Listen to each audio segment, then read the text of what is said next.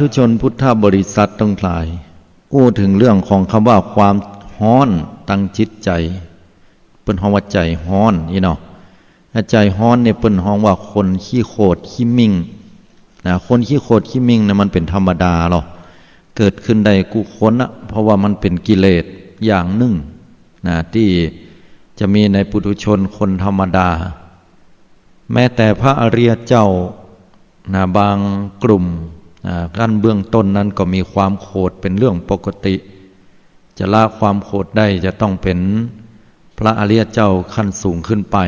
ถึงจะสามารถละกิเลสตัวนี้ได้อู้ถึงความโคตรนั้นคนเฮาก็มีเหมือนกันกู้คนน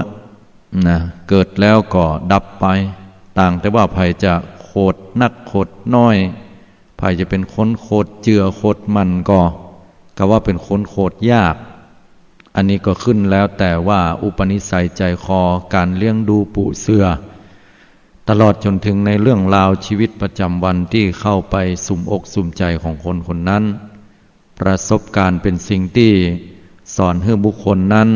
ได้เฮียนหูและก็ระงับยับยั้งชั่งใจตัวเก่า ศรัทธาเฮาตั้นทั้งหลายความโคตรความขี้มิ่งนั่นนะคนเหนือเขาฮ้องว่าขี้มิ่งเนาะเป็นพอมิ่งมาคำหนึ่งแล้วนี่มันลืมกุอย่างคือขาดสติไปในชั่วขณะหนึ่งเลยมิ่งคำหนึ่งแล้วจะเนี่ยอย่างก็ได้ทำร้ายทำลายผู้อื่นก็ได้ทำให้คนอื่นนั้นต้องเจ็บจากการที่ตัวเก่าไปทำร้ายเปิ้นก็ได้จะกล่าวกรรมพรุษวาจากรรมหยาบกรรมคายกรรมด่าเปิ้นแจ้งเปิ้นก็ได้ความบ่ประมาทความบ่ปรารถนาดีก็บังเกิดขึ้นกับตนกับตัวแล้วก็แผ่ออกไปให้คนอื่นนั่นได้เดือดเนื้อฮ้อนใจสร้างความบ่าม่วนอกหม่องใจให้กับคนอื่นได้เฮาจะหันว่าคนเฮาแต่ละคนนั่นก็มีความแตกต่างกันถ้าไผที่เป็นคนขี้มิ่งขี้โคตรเหี้ยแน่ขาดเสน่ห์ในตัวเพิ่นว่าคนที่ขี้มิ่งเนี่ยนะขาดเสน่ห์ในตัวขี้มิ่งแล้วก็ไผบ่ใครเข้าใกล้ละเวลาเวลาจาก็ขาดเสน่ห์เหมือนตัวเก่าสุ่มไฟอยู่คนอื่นๆนั่นเปิ้นก็รู้สึกว่าเข้าใกล้แล้วก็ฮ้อนเกินกว่าที่คนอื่นจะทนอยู่ได้ไฟนี่ธรรมชาติของมันนี่คือความอบอุ่นเหรอถ้าคนที่มีไฟเนี่ยเอาไฟมาใช้ในการงานเอาไฟมาใช้ในการห้ำเฮียนศึกษาเอาไฟมาใช้ในการทำบุญสร้างกุศลปฏิบัติธรรมก็เป็นสิ่งที่ดีที่มันบักเกินความพอดีแต่แห่งครับแต่ว่าไฟนั้นมันเกินล้ำไปกลายเป็นโทสะความขี้มิ่งความโกรธแล้วอันนี้บ่ดีอยู่ที่ไหนภัยก็บ่ต้องการทีนี้ความโกรธของคนเฮามันมีสาเหตุมาจากอะไรอย่างสาเหตุของมันก็เพราะว่าตาหูดังลิ้นกายใจของเฮาเนี่ยมันไปปะเข้าใส่ถึงที่มันบ่จับหูจับตาเนาะพิษหูก็ใครละกุยปัดกันไล่นะ บางคนถึงขั้นใครตบใครตีกันคนบางคนก็บอกนะหันอีนี้แล้วจังว่าหันย่านี้แล้วก็มีอันที่ใครไปไกลๆต้องบอกใครหันหน้ามันอีนะ หันพอไอ้นี้เนี่ยมันถึงใครเอาละกุยปัดมันแต่อีเนาะเพราะว่าความโกรธความเกลียดเกิดขึ้นนะมันก็เป็นเหตุเป็นที่มาของความเดือดร้อนใจถึงตัวเก่าและคนอื่นสาเหตุก็เพราะว่าความบ่เปิงอกบ่พอใจเพราะคิดว่าไอ้คนที่มันเฮาหันสองหน้าหรือว่า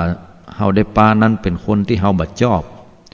เฮาบ่ยินดีบ่พอใจมันนะพอไผถึงมันเฮาก็ตึงจังละนะหันมันเดินมาที่ไกลๆนะเป็นดีจังนะบางเตื้อก็รับตาจังเขาใส่บางคนนั้นก็จำเป็นที่จะต้องปะกันกู้วันในที่ทำงานเวลาปะกันเข้าใส่ก็ทำเป็นดีไว้รับหลังนี่ก็เล่าขวัญ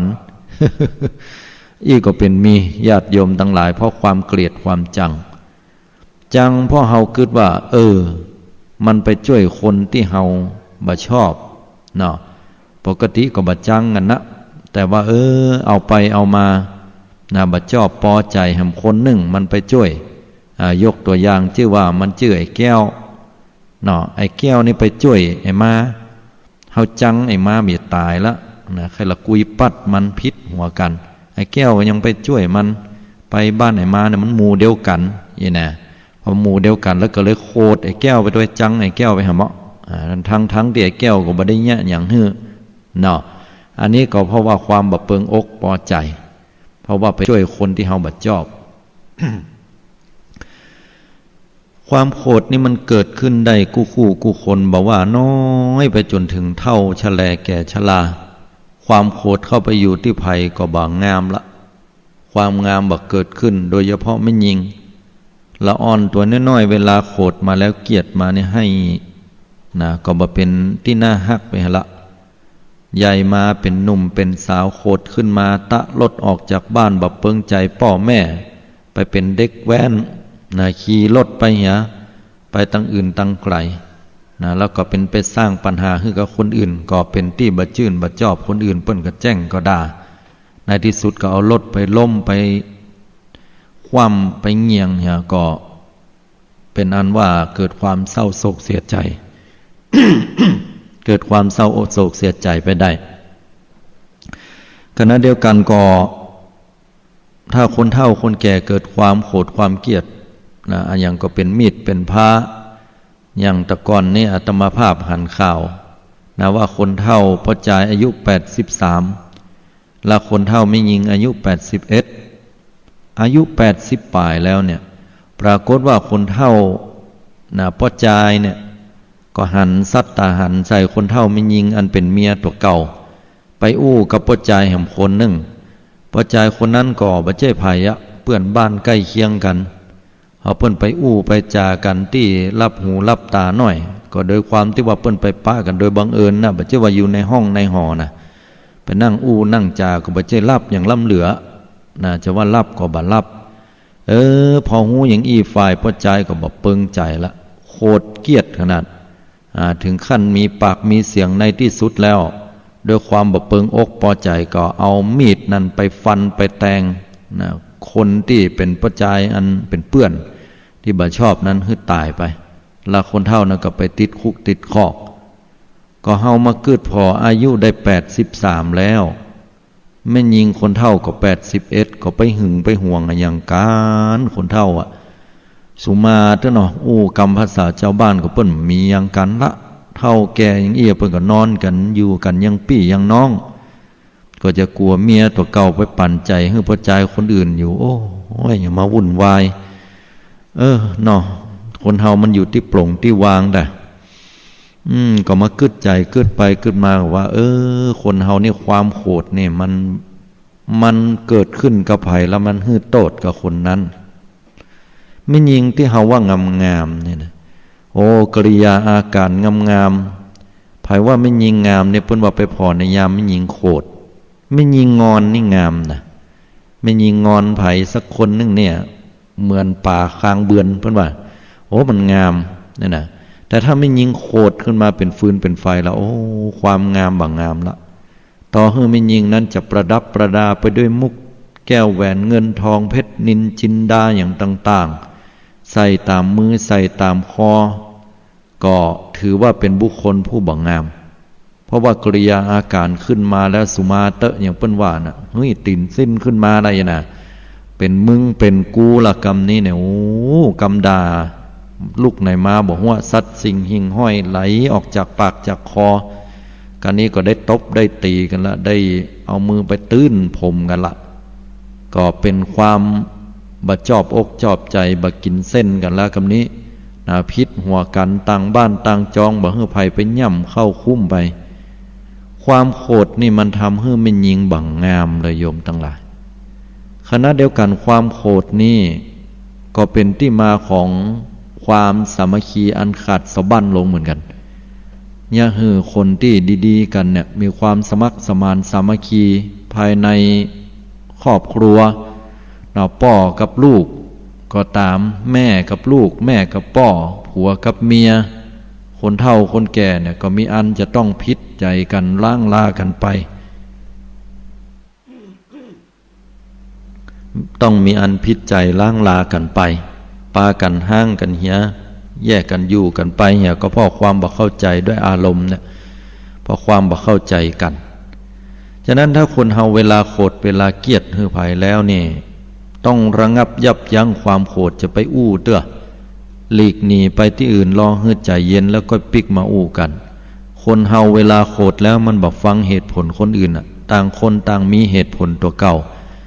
นะแล้วเวลายามโกรธนี่ตัวเก่าหายแซบไปเลยนะมีแต่คนที่เฮาโกรธเฮาจังนั่นน่ะอยู่ในใจเฮาเจ็บใจสักกำเนาะบ่น้อไอ้น่ะ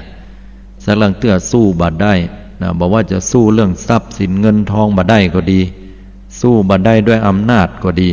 สู้บ่ได้ด้วยยศตำแหน่งสู้บ่ได้ก็ด้วยกำอู้กำจาอย่างก็ดีแต่ใจที่โกรธที่เกลียดนั้นบ่เกยการเลยนะรอวันที่จะมีโอกาสแล้วจะเอาคืนว่าอย่างนั้นความโกรธนี่มันเผาญาติโยมทั้งหลายเผาหน้าเผาตาเผาผิวพรรณวรรณะทำให้คนคนนั้นนั่นเศร้าหมองบ่มีสง่าราศี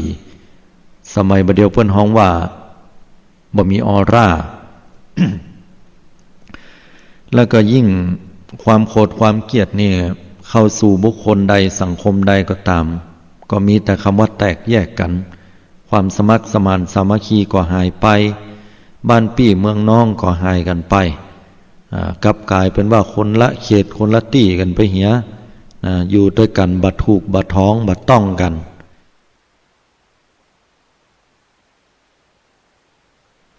ฉะนั้นก็เรื่องของความโกรธความเกลียดนี่มีความสำคัญเป็นอย่างนักต้องระงับยับยั้งไว้นะศรัทธาญาติโยมทั้งหลาย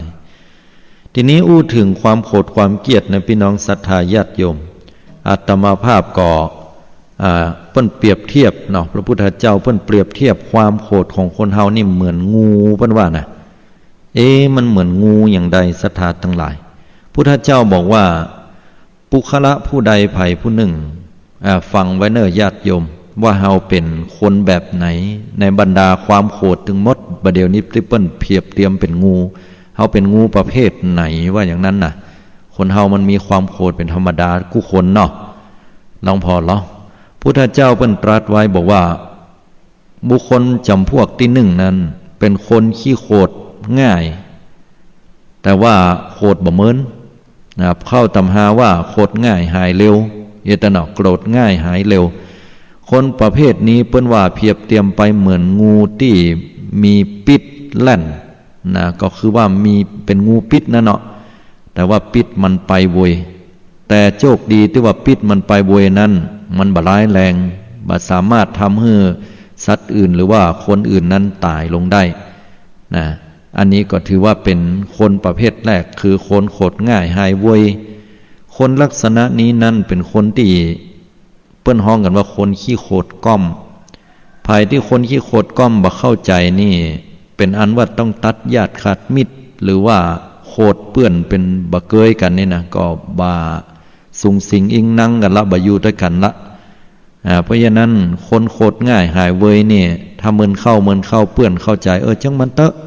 มาโกรธกันเดียวมันก็เดียนะเปิ้นฮ้อคนขี้โกรธก้อมลักษณะออกจะเป็นคนค่อนข้างขี้น้อยใจตัวประเภทแรกนี่นะไผว่ายังพิษหูพ่องเนี่ยยังบ่ถูกละขึ้นละนะโคตรแต่โคตรกรรมเดียวก็หายละนะมันต้องไปถือมันคนอย่างเงี้ยก็ได้ขี้โคตรก็เดียวก็หายละเปิ้นถึงไปคนอย่างเงี้ยขี้โคตรขี้เกียจกรรมเดียวก็เดียนะอันประเภทแรกนี่บ่รุนแรงเท่าใดเพราะเปรียบเปิ้นเป็นงูที่มีพิษแต่นะพิษแต่พิษนั้นบ่แห้งคนจำพวกที่สองนั่นเปิ้นว่าเป็นคนประเภทโกรธยากแต่พอเวลาได้โกรธแล้วนี่โกรธเมินเหรอเมาะคนประเภทที่สองในนาภัยก็ตามเวลาเปิ้นว่าเฮือน้อยนะว่าเฮืออายก็บ่ว่ายังเปิ้นเพียกหัวก็บ่โกรธนี่นะเปิ้นว่านั้นน้อยนี่น้อยก็บ่ว่าได้บ่โกรธบ่เก็บกำอู้กำจาของคนเล็กๆน้อยๆไปใส่ใจเอามาใส่ใจอย่างมันเป็นทุกข์นี่นะจังเปิ้นเตอะเปิ้นอู้เล่นบ่ได้หรอโอ้ยเฮาจะไปว่ามันอย่างเปิ้นก่ออย่างมันบ่จิตแต่อีน่ะอันนี้ก็บ่โคตรหยังแต่ถ้าเวลาอู้เข้านะยังประชุมกันเนี่ยอู้บ่ฮู้เรื่องละหรือลูกเต้าบ่อู้บ่ฮู้เรื่องนะผัวบ่ได้ดังใจเมียบ่ได้ดังใจละเอาละเริ่มโคตรละนะบางคนนี่ถึงขั้นบอกเลยว่า อารมณ์บัดจอยแล้วเนอะเริ่มลมบัดจอยแล้วนะบอกไว้เกินเนอะอีน่ะคนประเภทนี้คือโคตรยากแต่พอโคตรละโคตรมึนเอาได้โคตรขึ้นมาแล้วโอ้กรรมนี้ล่ะกรรมไหนก็กรรมด่ากรรมแจ้งกรรมว่าแล้วโคตรแล้วกรรมหนึ่งเนี่ยเตื้อเป็น3-4 เดือนเตื้อเป็นปีมันน่ะเตื้อเป็น2 ปีเนี่ยบอกอู้กันเลยนะโยมอันนี้คือคนโคตรยากแต่พอได้โคตรแล้วโคตรเมินนานเปิ้นเพียบเตรียมไปเหมือนกับงูที่มันมีปิดแต่มันบาแล่นไปหรือว่ามันบ่เข้าไปสู่ร่างกายได้อย่างเวยนะมันบ่ไปมันอยู่กับที่นะแต่ว่าปิดมันแหงเนอะเพิ่นว่าอันนะมันร้ายแรงที่ปิดมันแหงเปรียบเทียมเหมือนงูปิดนะเวลามันคบที่ไหนนะมันก็จะเป็นแผลเวอะวะที่หั่นแต่ว่าปิดมันบ่แล่นเข้าสู่หัวใจบ่ตายโอ้ยงั้นนะบ่ตายทีนี้ คนประเภทที่3เนี่ยจำพวกที่3นี่ก็คือเป็นคนโคตรง่ายแล้วก็โคตรเมินแหมตัวเอาประเภทที่3เนี่ยจำพวกนี้เนี่ยโคตรง่ายไผว่ายังพิษหูน้อยบ่ได้ถือหมดอะถ้าถือยังบ่พอโคตรเมินแหมเตื้อเหตุการณ์ผ่านไปเป็น 2-3 ปีจำว่าสักกรรมเนาะบ่น้อกึดใจฮอดตะกอนนั้นว่าเฮาอะไอ้นี่ปะโธว่าเฮายังอันยังอี้นะจำไว้ศรัทธาญาติโยมทั้งหลายสักลางเตื้อก็บ่เจ้เรื่องอย่างสักน้อยอ่ะไปขี่รถกายกันไปทางใดไปลายพุ่นไปซื้อของกินน่ะน้อนี่นะอย่ามากึดอยู่น่ะว่าเพิ่นถามไปซื้อของกินนะก็หาว่าเพิ่นอู้ว่าย่อว่าหาเพิ่นตักตามกรรมของเพิ่นเนี่ยมันว่าย่อหาอีน่ะกึดในใจหั่นก็โคตรเวลามาปะกันแห่งกรรมคนที่ตักนั้นก็งงเลยว่าโหอย่างใหญ่เฮาไปเนี่ยอย่างคือเปิ้นโคตรเนาะบ่ฮู้เรื่องฮู้ราวอย่างสักอย่างเลยคนนี้ก็โคตรเก็บไว้ในใจแล้วก็เก็บไว้ปอแปลงแสดงอาการบ่ปากห่อพอหน้ากันเหียไอ้น่ะหันกันเมื่อใดก็ลบหน้าลบตาไอ้คนที่บ่ฮู้เรื่องน่ะก็พยายามเข้าไปอู้พอเข้าไปอู้มันก็ปากบ่ม่วนเข้าใส่ไอ้คนเข้าไปหันท่าบ่ดีก็สดออกมาโอ้อันอย่างยังใดน่ะบ่ฮู้เรื่องฮู้ราวน่ะเฮาบ่ฮู้เรื่องหยังสักอย่างโคตรอันอย่างเฮาก็บอกว่าถามว่าโคตรอันยังก็บ่ปากเฮ้ยบ่ฮู้เรื่องแล้วบ่อู้บ่จาตัวเลยใจบ่ดีนี่น่ะก็เป็นเหตุยากให้แหมคนนึงเปิ้นเกิดความคัดเคืองใจบ่ชอบใจไปตัวแหมลักษณะคนประเภทนี้นี่อันตรายโยมจำพวกที่3เนี่ยโคตรง่ายแล้วก็โคตรมึนนี่นะเป็นลักษณะที่ผูกความเจ็บใจไว้อาฆาตไว้เหมือนกับคนประเภทที่2แต่คนประเภทที่2นั้นดีน้อยที่ว่าโคตรยากแต่คนประเภทที่3เนี่ยเป็นคนที่อย่างน้อยก็เก็บใส่ใจเป็นคนบ่ปรุงบ่วางญาติโยมสังเกตเถอะคนเฒ่าคนแก่บางคนบ่ปรุงบ่วางนี่นะอย่างน้อยก็เอามาใส่ใจมันไปไหนเหียอย่างบ่เข้าบ้านเข้าจองกันแล้วมันไปอยู่ทางใดเหียนะแม่ละอ่อนก็บอกอุ้ยเฮ้ยละอ่อนมันเป็นอาการนิคมมันก็มาค่ำมาดึกมันเป็นแม่ย่าแม่ยิงมาอย่างดึกอย่างค่ำพอมาถึงแล้วก็ด่าหลานตัวเก่าด่าแล้วย่ำปอบบ่ปากห่อพอหน้าหลานไปเป็น3 เดือนบุเนี่ยธัมโมสังโฆคนเฒ่าบ่ปรุงบ่วางได้สังลังเตื้อก็ละอ่อนก็เหมือนกันนะบ่ปรุงบ่วางกันโคตรผูกใจเจ็บหั่นเดินไปด้วยกันในกาดในลีนะไปแอวห้างพ่องสัตตาหันใส่กันเนี่ยบ่พอใจละกุยหวดหัวกันเอาละกุยหวดหัวกันแล้วปิกไปกันยังสร้างความเจ็บอกเจ็บใจปี2 ปี3 ปีปะกันยังเอาละกุยหวดกันอยู่เงี้ยอันเนี้ยเพิ่นฮ้องว่าโคตรง่ายแล้วก็กว่าจะหายก็หายยากโดยอันตรายเพราะว่ามันไปทำลายจิตใจคนเฮาเนาะความโคตรเนี่ยมันบอกฉะนั้นศรัทธาญาติโยมทั้งหลายเพิ่นเลยเพียบเทียมเรื่องของความโคตรไว้เหมือนกับการไม่ขีดไฟเนี่ยกับไฟที่เฮาใจเนี่ยเวลาเฮาปัดขึ้นมาเนี่ยมันจะได้ไปไหม้ใบหญ้าใบตอกที่อื่นหรอมันจะไปจุดเตียนได้ก่อนเช่นใดที่มันบ่ไหม้ตัวของมันก่อนเนี่ยนะมันบ่มีอันที่ต้องไปติดที่อื่นข้อนี้เนี่ยฉันใดเนี่ยก็เหมือนกับความโกรธความเกลียดเนี่ยเวลาโกรธแล้วมันไหม้ตัวเก่าก่อน ไม่จิตไม่ใจของเฮาเนี่ยเฮือจิตใจของเฮามันฮ้อนเนี่ยเฮือจิตใจของเฮามันฮ้อนไปหมดญาติโยมทั้งหลายกริยาอาการหน้าตานี่มันตึงพอบ่ออกละบ่ดีละ ฉะนั้นคนโคตรนี่เวลาจะทำร้ายไผ่ก็จะต้องทำร้ายตัวเก่านะทำร้ายตัวเก่าเหี่ยก่อนนั่นบ่ดีเลยแล้วเป็นที่มาของคนขี้โคตรขี้มิ่งเนี่ยโรคภัยไข้เจ็บจะถามหาละแล้วก็เท่าโวยตัวแห่งนะคนขี้โคตรขี้มิ่งนะเพราะว่ามันเผาตัวเก่าเรานะจากนั้นก็เปรียบเทียมไปเหมือนงูเนาะก็คืองูที่มีพิษที่แล่นไปตัวแล้วก็เป็นงูพิษแห้งด้วยเปรียบเทียมไปก็ว่าไปก็เหมือนงูเห่าเนาะชกกัดเข้าไปแล้วเนี่ยโอ้พอมันครบเตือนหนึ่งตายเว้ยนะญาติโยมล่างบาล่างถ้าไปหาหมอบัดตันนี่ตายเปิ้นเพียบเตรียมอาตมาหันบัจเจเพียบเตรียมหันในสารคดีเรื่องงูเนี่ย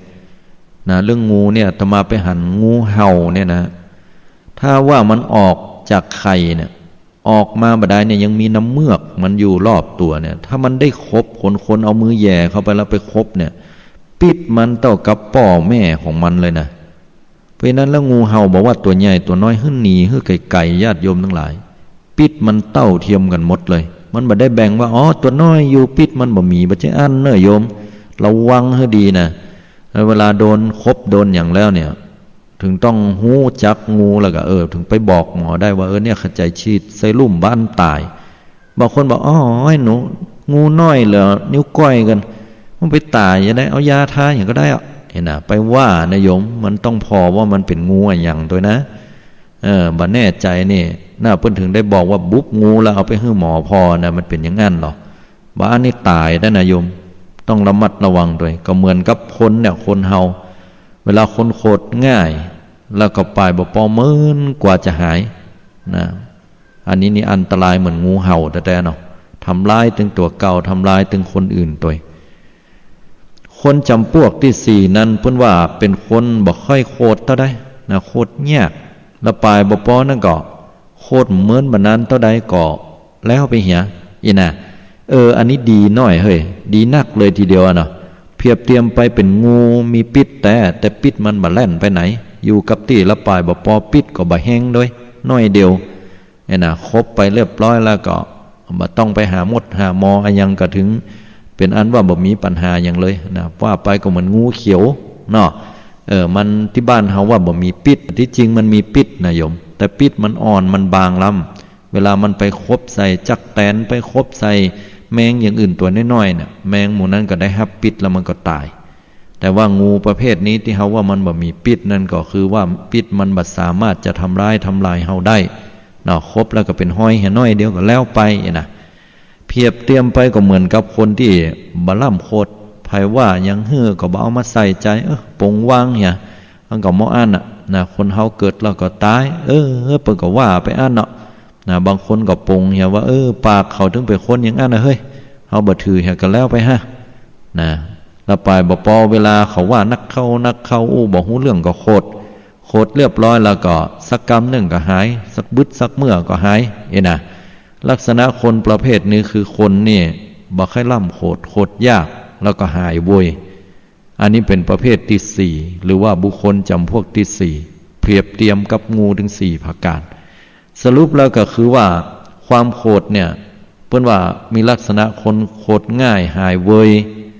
แล้วก็คนโคตรยากหายคนโคตรยากเนี่ยหายจ้าตัวเนาะแล้วก็คนโคตรง่ายแล้วก็หายจ้าแล้วคนโคตรเวยหายเวยตัว4ประการด้วยกันอันนี้หมู่เฮาเป็นจำพวกประเภทไหนเนาะทีนี้มาอู้ถึงว่าองค์สมเด็จพระสัมมาสัมพุทธเจ้าเนี่ยมีพราหมณ์เข้าไปถามพระพุทธเจ้าว่าคนเฮาฆ่าอย่างน้อจะอยู่เป็นสุขนี่นะพระพุทธองค์ตรัสว่าดูก่อนพราหมณ์บุคคลผู้ฆ่าความโคตรได้แล้วย่อมอยู่เป็นสุขบุคคลผู้ที่ฆ่าความโคตรแล้วย่อมชื่อว่ายังประโยชน์ของตัวเก่าและประโยชน์ของผู้อื่นให้ถึงพร้อมคือหมายความว่าตัวเก่าก็บ่เดือดร้อนคนอื่นก็บ่เดือดร้อนจากการกระทำตัวเก่าด้วยกายวาจาใจกาย คนอื่นก็บ่ได้รับผลกระทบเอามีดเอามุยเอาละกุยไปตีเปิ้น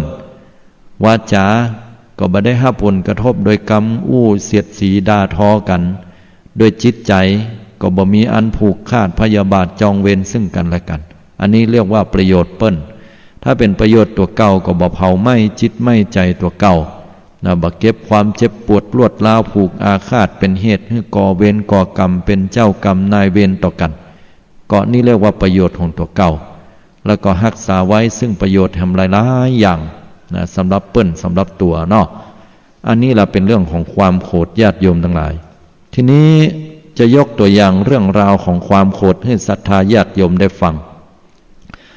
ถ้าอู้ถึงความโกรธคงจะบ่มีเรื่องราวอันอย่างที่น่าสนใจละดีที่สุดเท่ากับเรื่องราวของเรื่องราวหนึ่งถ้าอู้ถึงเรื่องกองข้าวน้อยฆ่าแม่ศรัทธาก็คงจะกันละเนาะ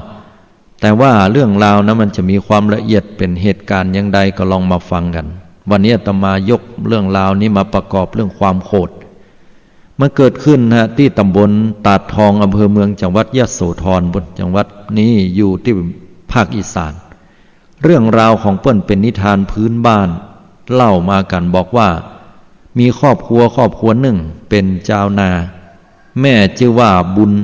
หรือบ้านเฮาเป็นภาษาเหนือเฮากับห้องว่าเนี่ยบุญลูกนั้นชื่อว่าไอ้ทองนายทองหรือว่าไอ้ทองเนี่ยบุญนี่มีลูกชื่อว่าไอ้ทองแล้วก็ป่อ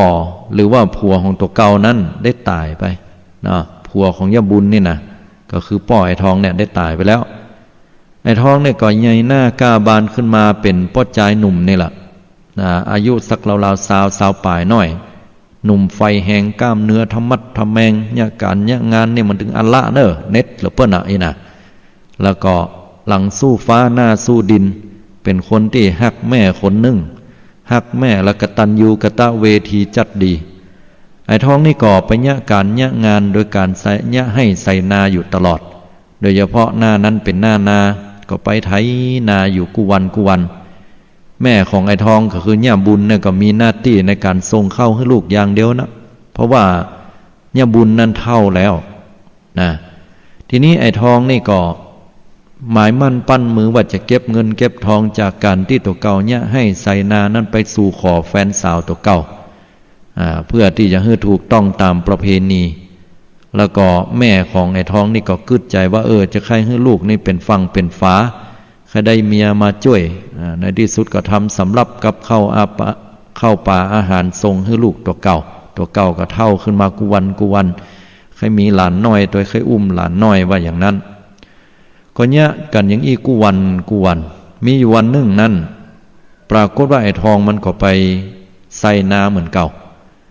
ไปใส่นาแล้ววันนี้มันกึดใจอย่างนี้มันจะเป็นวิบากกรรมของคนเป็นแม่คือเนี่ยบุญนี่กะไอ้ทองใส่นาแล้ววันนั้นนี่ค่อยหิวข้าวค่อยอยากกินข้าวแก่ค่อยอยากกินข้าวแล้วก็ยั่งสวะแอกสวะไถสวะเผื่อไว้ทั้งนั้นแล้วก็ตัวเก่าก็มานั่งปืนก่อไม้ก็ปล่อยควายกินหญ้าอยู่หั่นก็มานั่งรอแม่ตัวเก่าก็ว่ายังบ่มาเต้าบ่เดียวเนี้ยก็ลาออกก็โหก็ยังจ้าวันนี้สมาขยากกินข้าวก่อนซ้ำก่อนเวลาที่แม่เคยเอามากุเตือพอถึงเวลามาแม่ก็บ่มาต้องหอดว่าเลยเวลามาเป็นจัดเมินเป็น20 นาทีกึ่งชั่วโมงแม่ถึงได้เข้าใจฟังเข้ามา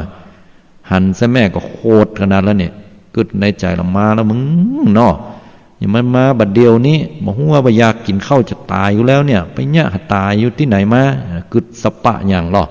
ว่าแม่มันไปเล่นไพ่เล่นไฮโลทั้งที่แม่มันก็บ่เล่นสักเตื้อไปซ้อหาผัวไม่กล้าหรอแม่เปิ้นเนี่ยหักลูกขนาดเปิ้นตึงแบบไปยุ่งกับพ่อใจคนใดความโกรธของคนมันขึ้นหน้าขึ้นตาขึ้นใจแล้วเนี่ยโยมมันจะซ้อหากรรมกู้อย่างมันตึงจะกืดไปเลยสปะอย่างว่าคนนั้นคนนี้บดีหมดแล้วบักกืดหาตัวเก่าความดีเปิ้นถึงบ่มีเอาง่ายๆเนาะทีนี้แม่ก็กำขจายเปียเอาห่อเข้าห่อผ้ามาในห่อผ้าก็เป็นนั้นกระติกเข้าน้อยๆกระติบเข้าหรือห้องเนี่ย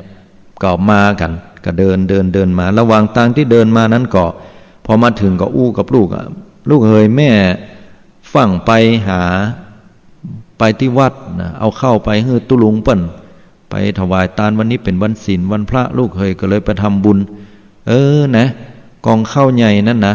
มันมีแม่เนี่ยเอาไปตานที่วัดเห็นแล้วเนอะแล้วก็เลยเอากองข้าวน้อยเนี่ยมาฮื้อลูก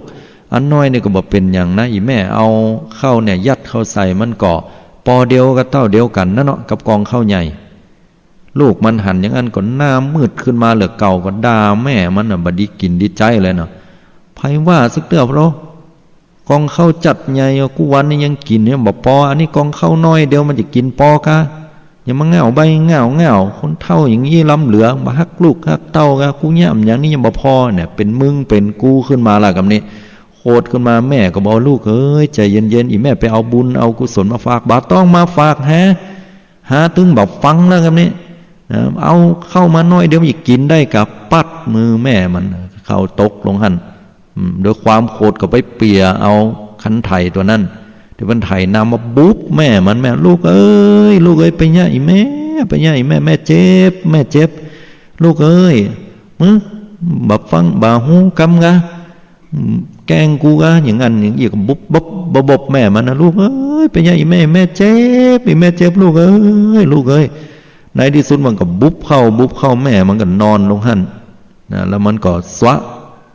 นะคันไถนั่นนะแอกเผือแล้วตัวเก่ากับเปียเอากองข้าวน้อยนะก็มานั่งกินอาหารการกินที่แม่คนเฮาเนี่ยโยมโมโหหิวเนี่ยมันไม่ใช่น้อยๆนะความโกรธเกิดขึ้นแล้วมันจะเนี่ยอย่างลงไปก็ได้ในที่สุดกินข้าวเนี่ยข้าวคนเฮาเนี่ยที่กินเข้าไปมันมีน้ำตาลเพราะน้ำตาลนี่มันไปทำให้อารมณ์คนเฮามันดีขึ้นหรอภัยที่อารมณ์บัดจอยเนี่ยเพิ่นว่ากินข้าวเนี่ยมันหรอพอกินข้าวแล้วอารมณ์ดีอย่างหวานนี่ช่วยได้พอกินเข้าไปแล้วเนี่ยสติมันปิกคืนมาไอ้ท้องก็กึดใจได้ว่าอาหารนี่กินบัดเสี่ยงแต่แล้วกองข้าวนี่กินยังได้ก็ถึงบัดเสี่ยงอิ่มแล้วเนี่ย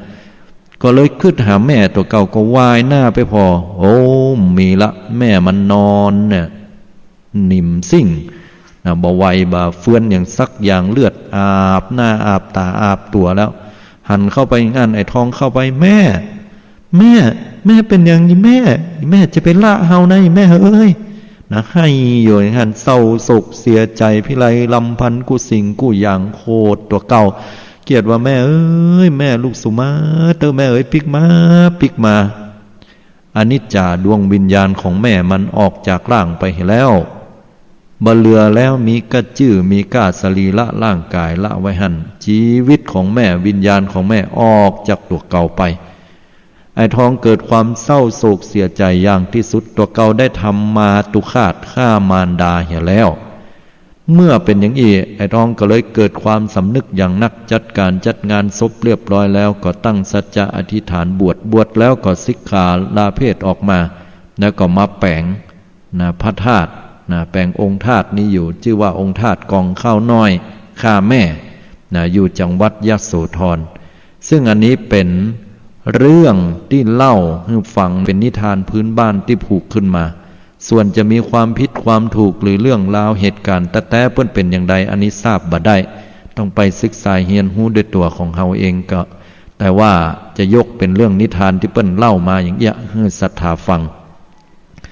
โดยหลักใหญ่ใจความเรื่องนี้แล้วก็จี้ให้หันโทษของความโกรธว่าคนเฮาเนี่ยถ้าความโกรธขึ้นมาแล้วมันฆ่าได้แม้แต่พ่อแต่แม่ตัวเก่าขึ้นมาแล้วเนี่ยมันบักกึดว่าผู้มีพระคุณบักกึดว่าเป็นครูบาอาจารย์พระสงฆ์องค์เจ้าบักกึดว่าจะเป็นผู้มีพระคุณบักกึดว่าจะเป็นสามีภริยาบักกึดว่าจะเป็นลูกที่เกิดจากไส้จากต้องตัวเก่าบักกึดว่าบุคคลคนนั้นเฮาควรจะละจะเว้น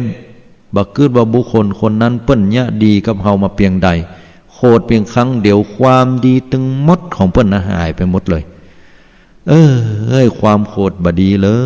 ยญาติโยมทั้งหลายภัยโคตรกันแล้วนี่เอาภัยแห่เว่ยญาติโยมทั้งหลายเพราะประโยชน์ตัวเก่าประโยชน์เปิ้นจะเสียไปความโคตรมันบ่ได้แก้ปัญหาได้เฮาโคตรแล้วเฮาเอาภัยต่างหากเมตตากำเดียวโยมเมตตาธรรมค้ำจุนโลกคนเฮาถ้าโลกใบนี้มีเมตตาไปหมดแล้วเนี่ยโลกนี้จะน่าอยู่อย่างที่สุดเหมือนกับ ต้นไม้ใบหญ้าที่อุดมสมบูรณ์เต็มป่าแต่เมื่อใดก็ตามคนเฮามีความโกรธกันนักต่อใดเหมือนต้นไม้ใบหญ้ามันถูกแผดเผามันก็ตายลงไปเหลือแต่ซากถ้าความโกรธมันบ่มีโลกใบนี้จะน่าอยู่ที่สุดถ้าความโกรธบ่มีคนนั้นจะเป็นคนที่น่าฮักที่สุดถ้าความโกรธบ่มีแม่หญิงคนนั้นจะเป็นกุลสตรีที่น่าหมายปองที่สุดถ้าความโกรธบ่มีบุรุษบุคคลนั้นจะเป็นบุคคลที่องอาจและน่าเลื่อมใสน่าศรัทธาที่สุดบุคคลคนใดบ่มีความโกรธเกิดขึ้นจะเป็นพ่อเป็นแม่เป็นลูกเป็นมิตรแก้วสหายคำสามีภรรยาที่ดีที่สุดเป็นครูบาอาจารย์ที่น่าเคารพยกย่องที่สุดฉะนั้นแล้วความโกรธนั้นบัดดีเลยญาติโยมทั้งหลายโกรธแล้วเป็นธรรมดาขจายดับโวยๆพระพุทธองค์บอกว่าอากุศลที่มันเกิดขึ้นอกุศลก็คือหนึ่งในนั้นก็คือความโกรธเนาะคือกิเลสเนี่ยความโกรธเกิดขึ้นแล้วเนี่ยขจายโวยๆดับดุจบุรุษผู้ถูกไฟไหม้บนศีรษะคือไฟไหม้บนหัวขจายโวยๆที่จะดับถ้าว่าบัดดับแล้วเนี่ยมันก็จะไหม้หัวตัวเก่าข้อนี้ฉันใดความโกรธเกิดขึ้นแล้วขจายดับโวยๆเพิ่นว่าไปให้มันลามมันปามน้อญาติโยมทั้งหลายวันนี้ได้มาอู้มาจาเรื่องของความโกรธความมิ่งนะขี้มิ่งก็ศรัทธาญาติโยมฟังอยู่ตังใดอยู่ฟังอยู่ก็จ้าม่วนงั้นสันเล่าก็โทรกันเข้ามาได้เนอะใต้รายการละเนาะ0802216828 โทรเข้ามากันได้เบอร์นี้โยมสามารถจะติดต่อไปเทศไปแสดงธรรมฟังน้ำเลียงเสียงปากแล้วอยากจะนิมนต์ท่านไปโพดไปผายตั้งบ้านตั้งจองตั้งหมู่บ้านข้าเจ้าชุมชนข้าเจ้าจะไปเทศกาก็พร้อมที่จะไปเผยแผ่หลักธรรมคำสอนของพระพุทธเจ้าได้เนอะญาติโยมทั้งหลายเจริญปอนกันได้ช่วยกันนะเรื่องกันกันเทศบอกว่ากันนะญาติโยมทั้งหลายไปฟรีก็ถึงไปได้ขอให้เขาได้เผื่อแผ่เผยแผ่ศาสนาของพระพุทธเจ้าเขาต้องช่วยกันในสังคมปัจจุบันที่มันเป็นอยู่อย่างนี้โยม0812877585โทรเข้ามาขออนุญาตรับสายเนาะเจริญปอนไปสาเจ้าท่านพระครูเจ้าโทรมาจากความโกรธมันบดีเป็นอาหารเนาะแม่นความโกรธบดีเนาะแต่บางคนโกรธไป10 ปีว่ะยังเกิดอยู่คนเอาอยู่นั่นมีแต่เนาะ10 ปีกันกะมีบ้านนี้ตรงนี้นะเปิ้นนี่เป็นคนที่ว่าบ่โกรธไหวนะไอ้ว่าอย่างนี้ไปกินเล่นได้ใหญ่น่ะนั่นเนาะดีแล้วแม่นมันนอดมาที่บ่โกรธไหวนะดีเขาด่าว่ายังคิดจุดนะให้อย่างเดียวน่ะเนาะเฮาไปทำร้ายเปิ้นมันก็บ่ดีเนาะแม่นบอกให้เขาแต่ก็เที่ยวดู10 ปีว่ะเนาะอยู่ว่าไปมันนี่หยังเนาะแม่นพอ10 ปีเรื่องราวพอผ่านไปสักลังเตื้อคนที่เฮาโคตรตัวพอตายกระดูกพวกแล้วก็มีนะนั่นเนาะโปร่งวางเนาะโยมเนาะโปร่งวางมันถึงดีที่สุดเนาะคนเฮาอายุไปได้ถึง100ก็บ่นักเฮายังบ่ฮู้ว่าเฮาจะเท่าใดนั่นเนาะยังท่านว่าที่น่ะอายุ80 ปลาย70 ปลาย80 ปลายได้ที่น่ะมันเข้าไปที่ครับเนาะแม่นอายุนักก็ควรจะปลงให้นักแต่ที่กลับกันเขาว่าถ้าห้องนี้80 ปลายไปอยู่แล้วก็มีเนาะแม่นอย่าได้ก็อนุโมทนาตุโยมตัวเน้อนะอย่าได้ก็เจริญความบักโคดอยู่ตลอดเน้อดีเน้อสาธุอันนี้มันเป็นขานี่ก็ถ้าอย่าแปลงอ่ะอันนี้โยมโทรมาจากที่ไหนโยมประกล้วยสุพรรณนะประกล้วยสุพรรณรับฟังทางวิทยุทางใดประกล้วยสุพรรณเป็นลายเนี่ยเจ้าลายสถานีเนาะที่รับฟังได้เนาะ104นี่แหละ104เนาะของฝ่ายหินเนาะโยมเนาะอนุโมทนาเน้อเจ้าไว้เจริญปอนสาธุอันนี้ก็ตอนต้นเนาะท่านพระครูสมุวิศวัตก็พยายามจะแก้ไขต้องสุมาหลวงพ่อท่านอาจารย์พระครูวิศวัตเลยนะครับที่มัน URL มันอาจจะมีปัญหาตอนนี้ดีแล้วนะฮะดีหมดแล้วเนาะตั้งป่าซางเรานะตั้งป่าซางฟังต่าง สถานีวิทยุของคุณโยมรัตดาเปิ้นนะรัตดามูลชีพเปิ้นก็ที่เรดิโอ 90.75 เมกะเฮิรตซ์นะเสียงปาสางอันนี้ขออนุโมทนาเปิ้นตัวยเนาะฟังตั้งปาสางแล้วเป็นได้พ่องพี่น้องศรัทธาฟัง 90.75 ชัดเจนก็โทรเข้ามาได้เนอะ0802216828บาลังว่าอู้คนเดียวเหตุการณ์วันนี้ก็เรื่องจัดม่วนเหมือนกันเรื่องความโคตรมาอู้มาจากันได้เฮาถึงโคตรกันหมดอะนะอาตมาก็มีนะแต่ว่าต้องระงับยับยั้งเวยๆนะถ้าเฮายังบ่ใจเป็นพระอรหันต์เตื้อมันเป็นธรรมดาหมดแต่ขอเฮาจะไปด่าไปว่าไปบริพาทนะไปทำร้ายผู้อื่นบ่ได้มันเกิดแล้วขัดใจดับเวยๆไผว่าให้ก็มันขึ้นแล้วขัดใจหนีไปเวยๆก่อนคือมันอารมณ์เย็นแล้วก็มาอู้กันเนาะโทรเข้ามาเนอะ0802216828ดักปิ้งวิงวอยจะมีกำลังใจจัดกว่าเนี่ยเดี๋ยวเนี้ย ว่าไปเพิ่นน่ะเนอะมันจะอย่างใครฮู้แบบใดว่าเพิ่นฟังเฮาก่อยนะเลขท้าย9871นะเพิ่นโทรเข้ามาขออนุญาตรับสายเบอร์โทรนี้เนาะเจริญพรโยมนมัสการเจ้าคุณโยมโทรมาจากทางใดโทรมาจากแม่ริมเจ้าทางแม่ริมฟังชัดเจนเนาะฟังชัดเจนเจ้าเริ่มเจจะฟังตู้ลงมาก็หลายเตือนละดีแล้วบ่ได้โทรมาวันนี้โทรแหกกรรมเนาะเจ้าเห็นเบ็ดก็จะฟังอยู่เจ้า2 ทุ่มเกินถึง4 ทุ่มไปลืมเนอะวันนี้เนอะเมื่อคืนเนอะเจ้า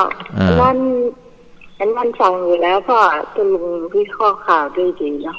สาธุอนุโมทนาตัวเพราะว่าเขาเอาเหตุการณ์ปัจจุบันมาอู้ตัวเนาะมันม่วนแล้วก็คุณโยมฟังเรื่องความโคตรวันนี้เป็นอย่างไรพ่องม่วนก็มันก็เหมือนต้องลงว่านะความโคตรบางทีมันจะเจ็บมันมาโหตัวเจ้าเนาะพอมันขึ้นมาแล้วมันดึงฟังไผ่เจ้ามาโหตัวใจละอนุโมทนาเนอที่ได้โทรเข้ามาเนาะสาธุนายมเนอเจริญปอนอันนี้ท่านหนึ่งอันนี้8948เนาะเจริญปอนคุณโยมกับพระสาเจ้าโทรมาจากทางใดโรงพยาบาลลานนาเจ้าโรงพยาบาลลานนาก็ฟังกะ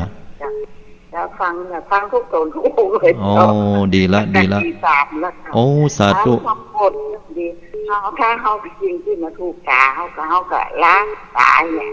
ถ้าฟังเขาก็พิจารณาเจอคนที่โกรธมาใช่แท้ตัวมันเองแท้โลทันใช่แท้เมตตา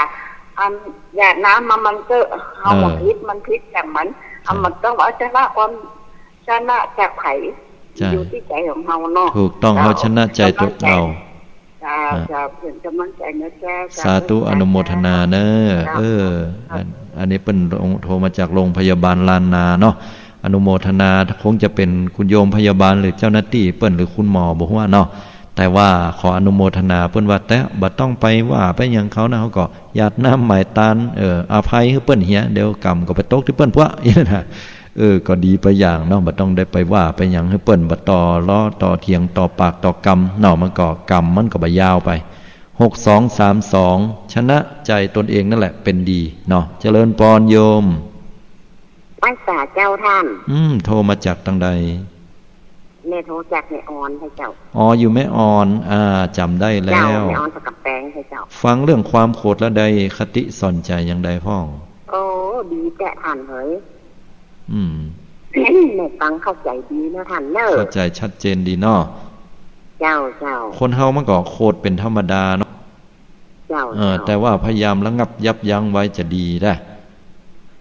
แต่น่ากลัวคนที่โคตรมันเม้อเนี่ยน่ากลัวนะบางคนโคตรก็เป็นหลายปีนะโยมเนาะ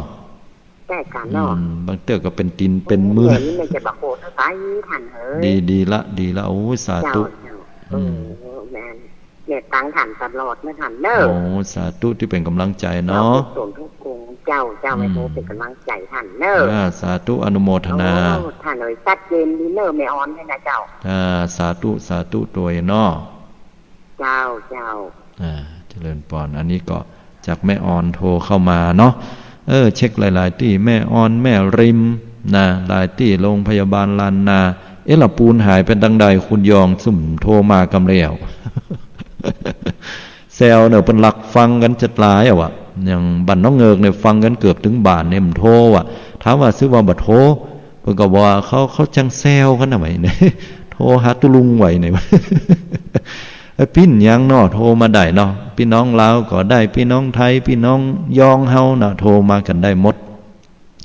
มันธรรมดาโยมเฮ้ยมันใช่ว่าอาตมามาว่าฮือไผ่นะแต่ว่าเฮาเอากิเลสมาอู้เนาะเอาตัวตนบุคคลให้ออกไปเหี่ยคนทุกคนน่ะมันโคตรหมดอาตมาก็โคตรเพียงแต่เฮามาอู้ว่าพระพุทธเจ้าเนี่ยเพิ่นสอนหมู่เฮาอย่างใดเพิ่นสอนว่าความโกรธไม่ดีเลยอีน่ะเพิ่นว่านะเฮาก็ค่อยๆปรับปรุงของเฮาไปเนาะละกิเลสอาสวะทั้งหลายเนี่ยทุกวันเนี่ยอาตมาก็เจ้าว่าปฏิบัติธรรมอย่างใดอะนอกจากปฏิบัติธรรมยกหนอย่างหนอนั่งหนอพองหนอยุบหนอแล้วเนี่ยก็ต้องระมัดระวังความโกรธเนี่ยมันทำได้ยากก็โยมว่าเนี่ยคือตุเจ้าพระเนรเฮาต้องฝึกตัวนี้ให้นักเพราะเป็นตนเมตตาให้นักความโกรธให้มันน้อยจนมันหมดนั่นน่ะเนาะ9315เจริญปอนโยมฮัลโหลนมัสการเจ้าโทรมาจากทางใดโทรมาจากบ้านกรุงวัดวิเวกเจ้าฮะวิเวกกะวัดวิเวกวัดนารามเจ้า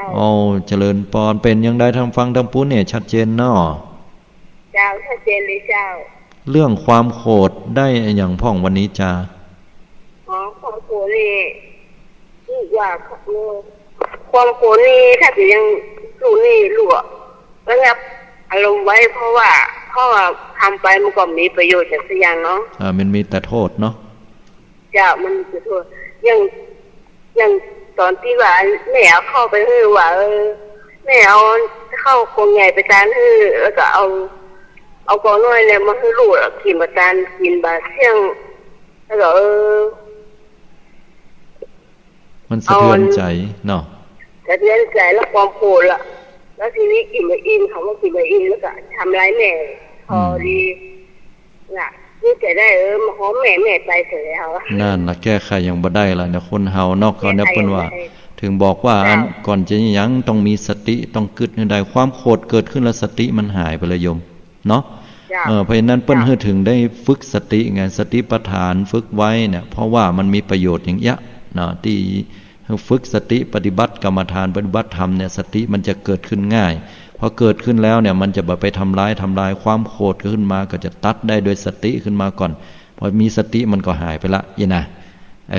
นี่แหละอนุโมทนาเนอะโยมเนอะที่ได้โทรเข้ามาเนอะเจริญปอนเนอะเมื่อคืนทำเนอะฟังเนอะเจริญปอนเนอะหมดเวลาพอดีโยมแล้วป้ากันเมื่อคืนเนอะเจริญปอนเนอะอันนี้หมดเวลาให้ละโยมเสียดายได้เวลาโอ้ยปะกันติดละเตื้อมาเจ้าเนี่ยนะบางคนเมื่อคืนพวกก็ได้ฟังบ่เป็นอย่างเนาะโยมเนาะบุญใดกุศลใดที่หมู่เฮาได้ญาติได้ทำขอให้พลันสำเร็จแด่ทุกท่านทุกคนเป็นพระอานิสงส์แห่งการฟังธรรมเนอะและขอให้ทุกท่านนั้นได้พ้นจากความทุกข์ความยากนะพ้นจากความโกรธความเกลียดทุกประการนะให้เฮาท่านทั้งหลายอยู่ดีมีสุขทุกท่านทุก